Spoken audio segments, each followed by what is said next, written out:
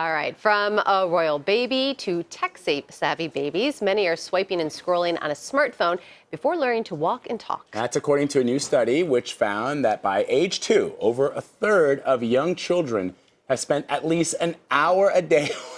It's crazy. I mean, that's, okay, an hour a day or more on digital devices. Whatever happened to blocks and Lincoln Logs? Yeah, I don't know. Showing my age. So is this cause for concern? Dr. Jana is a pediatrician and author of Heading Home with Your Newborn from Birth to Reality, and she joins us by phone to give us some insight. Hi, Dr. Jana. So what can you tell us about this study? You know, you've really kind of hit the nail on the head when you said, the world has changed a lot from when we grew up. And if you think about where we're at with smartphones and tablets, things that didn't even exist 10 years ago, this really is the fastest growing technology in the history of the human race. And clearly, kids are younger and younger and getting very adept at using it. So we really do need to take a look at what that impact is going to be on children as they grow up. And that is the big question, doctor. What effect does such early exposure to mobile devices have on young children? Well, it's a great question, and it's one that all of us in the world of raising children to be healthy are looking at, because on the one hand, we've got lots of experience with television, and we know that it has some pitfalls and some dangers for children in terms of their educational learning, some benefits as well. Mobile devices, when we're talking about screens and things are so new that this is a really important survey, even giving us some initial information about just how prevalent the use is in very young ages. So what is the recommendation then? I understand that under 2, you're not supposed to have any media exposure, but how about over 2? Is there a good timeline? Well, and even under the age of 2, it's useful to clarify that a lot of the work that's been done has been done around television screen time use.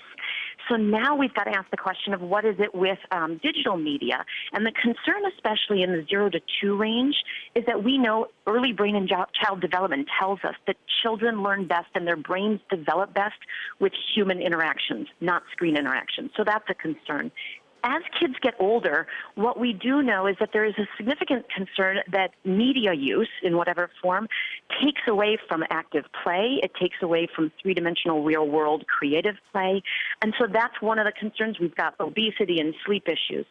At the same time, though, I will say there's tremendous potential when you look at educational technologies, making it more accessible and things. So trying to find that balance is going to be the real trick here. Dr. Jana, I mean, I sort of joked earlier in my intro that, what happens in Lincoln Logs and blocks and learning blocks. But I wonder if a lot of this has less to do with the benefits to children and more of a marketing scheme where you're trying to get kids to be exposed to technology at an early basis because they're going to be dependent on them as they become adults. Sure, and there's a saying that, we're now a generation of digital immigrants responsible for raising digital natives. And we do need to acknowledge the fact that it is, in the 21st century, those who are skilled at using technology are most likely to succeed. So we know that. The question, though, comes back down to some core early childhood and parenting principles. And early on, we know that human interaction, face-to-face time, language development, social emotional learning is critical for children. Yes. And so to balance that out, the same principles using technology apply as other things, which is play with your child, connect what children do using screen times to the real world, and then offer related real-world activities, which is the same advice I would give parents when they read books to children. Then take it into the real world. Yes, read your child a book before they go to bed instead of having them probably being on a mobile device, I imagine. I don't know that you'd find a pediatrician who recommended having any screens in young children's bedrooms. So absolutely 100%. I could not be a bigger fan of reading books to kids as much and as often as possible. All right. Dr. Jana, thanks so much.